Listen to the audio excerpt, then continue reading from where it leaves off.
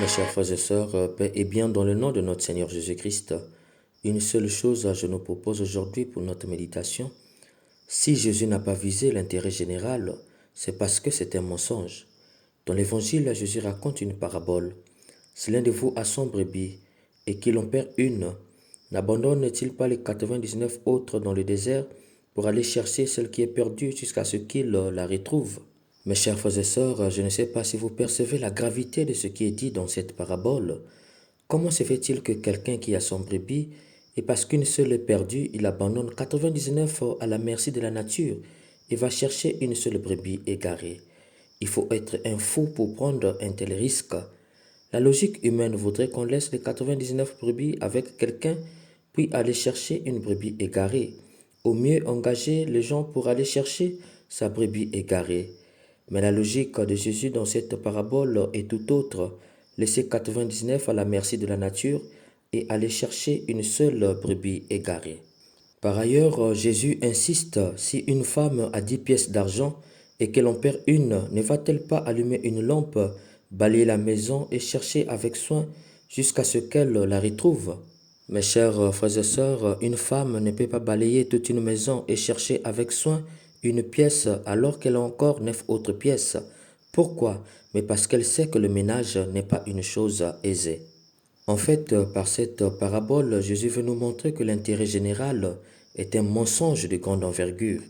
Pour Jésus, l'intérêt d'un seul est plus important que l'intérêt général. Pourquoi?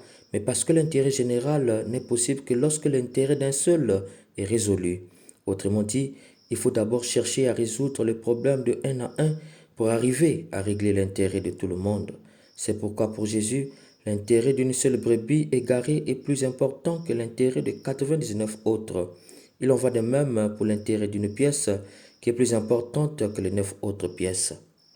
Il est clair, pour Jésus, l'intérêt d'un seul est plus important que l'intérêt général. Malheureusement, nos États visent l'intérêt général. En visant l'intérêt général, en fait, on vise l'intérêt de personne, puisque l'expérience a montré que cet intérêt n'atteint pas tout le monde. C'est toujours une partie de la population qui en bénéficie. Très souvent, on entend pour l'intérêt général, on a donné des instruments de travail aux agriculteurs, mais quand on vérifie, il y a au moins un qui n'a pas reçu. Voilà le danger de viser l'intérêt général. C'est la raison pour laquelle en droit il n'y a pas de définition exacte de l'intérêt général. Est-ce l'ensemble de l'intérêt local ou national ou encore public? La définition de l'intérêt général en droit relève de l'abstraction, si bien que ni le législateur ni les juges ne l'ont tenté. La Déclaration des droits de l'homme et du citoyen a tenté de définir l'intérêt général comme la nécessité publique. La question qu'on peut leur poser est de savoir, peut-on réellement régler une nécessité publique sans pour autant régler la nécessité de chaque individu qui constitue le public? Il est clair que c'est impossible, c'est la nécessité de chaque individu qui constitue la nécessité publique. À quoi servirait la route si la majorité de la population ne peut payer une voiture personnelle? À quoi servirait le grand hôpital si le pauvre ne peut aller se soigner là-bas à cause de la cherté des soins? À quoi servirait un stade si la majorité ne peut payer un billet pour aller assister à un match? À quoi servirait un supermarché si la majorité ne peut se procurer les vivres là-bas? À quoi servirait une bonne qualité d'eau et d'électricité si la majorité ne peut payer les factures?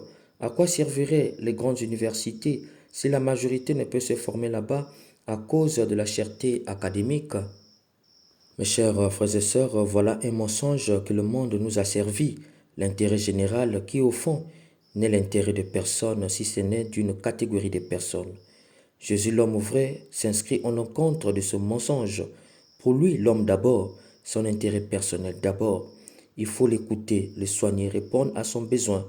Un détail dans cet évangile est que cette brebis égarée, le terme grec dit réfractaire, c'est-à-dire qui refuse de se soumettre. Pourquoi refuse-t-elle de se soumettre? En fait, c'est parce qu'on lui impose des choses, parce que la société, en visant l'intérêt général qui est l'intérêt des personnes, fait d'elle une bandite, une révoltée. Si tu ne te retrouves pas chez toi, très souvent, on devient réfractaire, fermé à tout. Voilà où nous conduit l'intérêt général. Au lieu de soulager chaque individu, on le rend réfractaire, fermé et insensible. C'est pourquoi Saint Paul dit dans la première lecture, Aucun d'entre nous vit pour soi-même, aucun ne meurt pour soi-même. Nous vivons pour le Seigneur et nous mourrons pour lui. Dès lors que nous avons conscience de cela, nous sommes de facto responsables de chaque être qui vit. Nous devons l'écouter, nous devons prendre soin de lui, nous devons écouter son cri. Malheureusement, on écoute le cri de la masse, mais on refuse d'écouter le cri de l'homme qui constitue la masse. Revenons à Jésus, lui qui a la vérité. Partons du singulier pour aboutir au pluriel. Jésus s'est présenté comme un sauveur et non comme le sauveur nous dit, Luc 2 au verset 11. Il vous est né aujourd'hui dans la ville de David un sauveur. Un sauveur, il faut entendre par là qu'il est le sauveur de celui qui a faim, de celui qui a soif, de celui qui est malade, de celui qui est en prison, etc. C'est en étant un sauveur de chacun dans ce qu'il vit qu'il devient le sauveur de tout le monde. Il est d'abord un sauveur avant d'être le sauveur. Mes chers frères et sœurs, si tu as la charge des hommes, ne vise jamais l'intérêt général. À la maison, avec ta famille, ne vise jamais l'intérêt général. Fais comme Jésus, pars toujours du singulier pour arriver au pluriel, sans quoi tu formeras des réfractaires et des frustrés qui braveront la mer en quête du mieux-être ailleurs. Amen.